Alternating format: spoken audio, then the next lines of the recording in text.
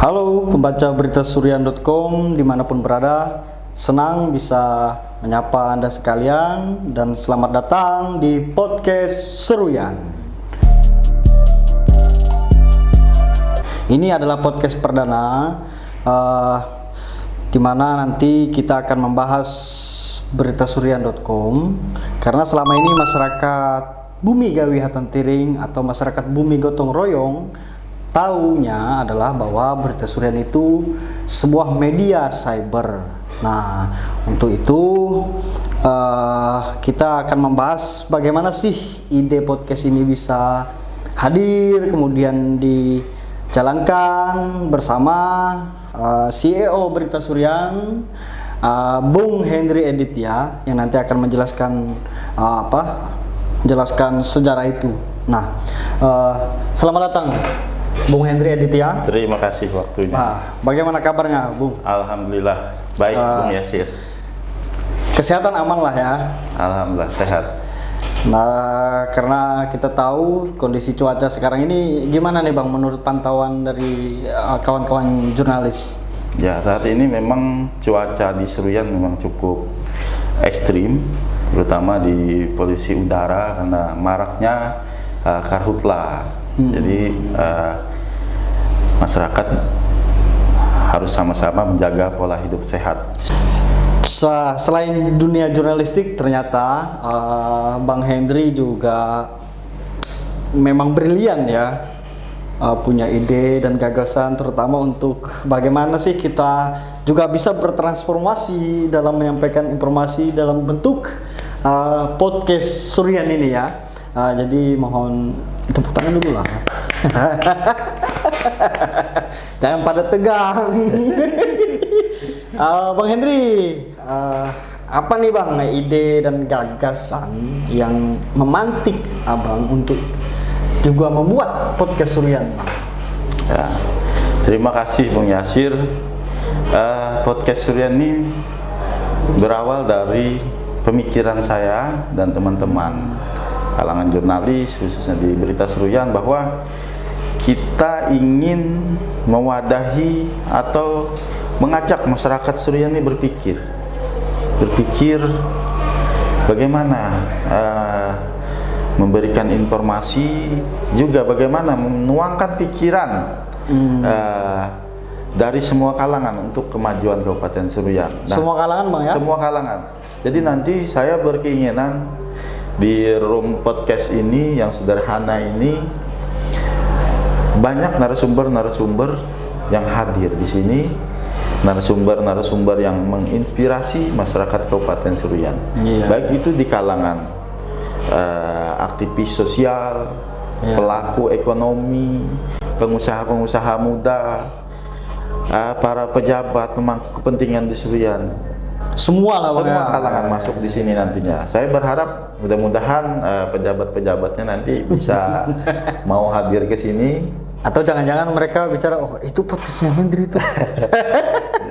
Jadi jangan takut lah nanti, karena di podcast ini kita untuk kemajuan Seruyan. Betul, jadi itu, bisa menjadi wadah sosialisasi para pejabat-pejabat SKPD di Seruyan, bagaimana apa saja program yang akan dilaksanakan, apa saja yang belum terlaksana, sehingga masyarakat Seruyan tahu, oh ini loh Seruyan, oh ini loh yang akan dilakukan para pemangku kepentingan Seruyan nantinya.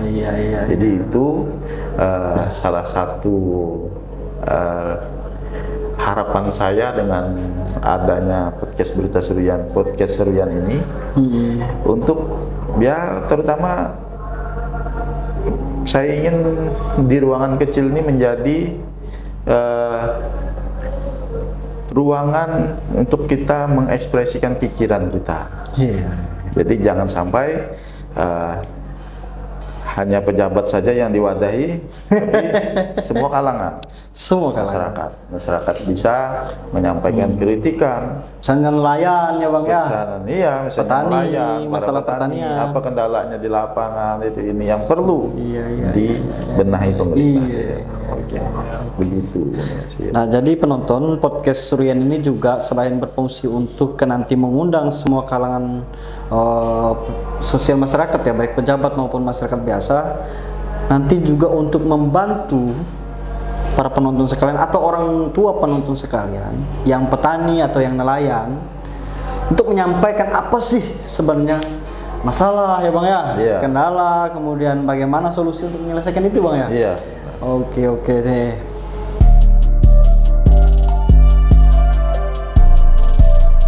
Nah, jadi pemirsa podcast Suryan, hari ini ada satu topik yang sangat penting ya, yang akan kita bahas, yaitu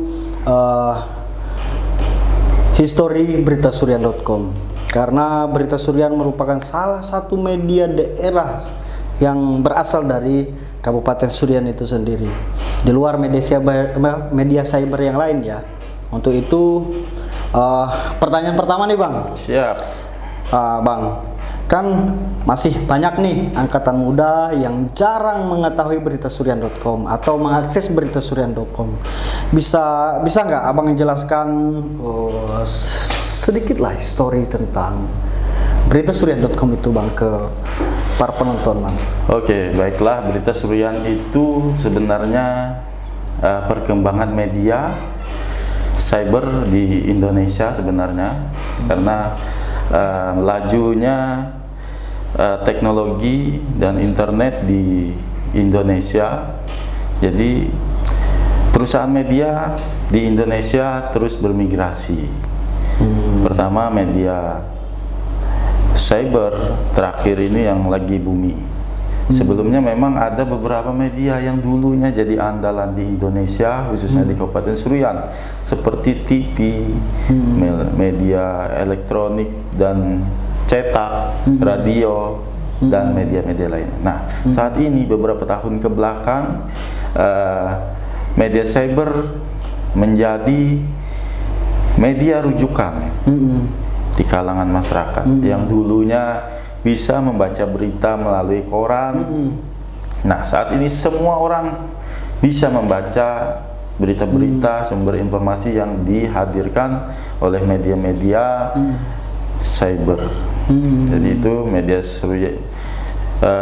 Jadi itu Berita Suryan hadir di Kabupaten Suryan itu pada tahun 2019. 2019 Bang ya.